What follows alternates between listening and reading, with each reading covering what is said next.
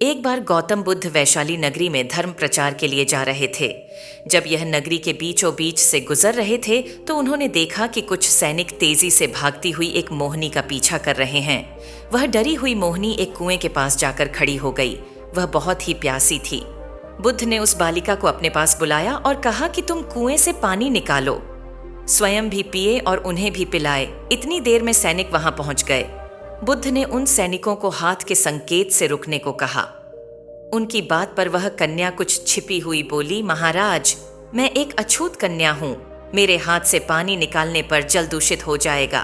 भगवान बुद्ध ने उससे फिर कहा, पुत्री, बहुत जोर की प्यास लगी है, पहले तुम पानी पिलाओ। इतने में वैशाली के राजा भी वहां पर आ पहुंचे।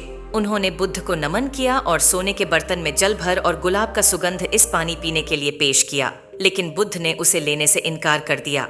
उसने एक बार फिर बालिका से अपनी बात दोहराई।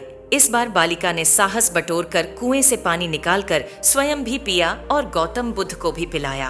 पानी पीने के बाद बुद्ध ने बालिका से भय का कारण पूछा। कन्या ने बताया, मुझे संयोग से राजा के दरबार में गाने का अवसर मिला था। राजा ने मेरा गीत सुन मुझे अपने गले की माला पुरस्कार में दी, लेकिन उन्हें किसी ने बताया कि मैं एक अछूत कन्या हूँ। ये जानते ही उन्होंने अपने सैनिकों को मुझे कैद खाने में डाल देने का आदेश दिया। मैं किसी तरह उनसे बचकर यहाँ तक पहुंची थी कि आप मिल गए। इस पर बुद्ध ने कहा, सुनो राजन, मैं चाहता हूँ कि आप मेरी इस बात को हमेशा याद रखें कि किसी भी इंसान की पहचान उसके धर्म या जाति से नहीं, बल्कि उसके गुणों और कर्मों से होती है। जिस बालिका के मधुर कंठ से निकले गीत का आपने आनंद उठाया, उसे पुरस्कार दिया जिसके स्वर से निकले गीत इतने अच्छे हैं, वह अछूत हो ही नहीं सकती। यहाँ पर नीची सोच और छोटे कार्य करके अछूत होने का परिचय तो आपने दिया है, इसलिए मेरी नजरों में यह कन्या नहीं बल्कि आप अछूत हुए वैशाली नरेश बुद्ध के सामने शर्मिंदा होने के अलावा और कर भी क्या सकते थे।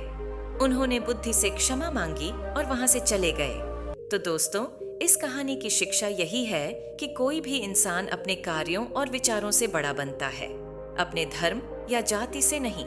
इसलिए किसी को नीचा ना दिखाएं,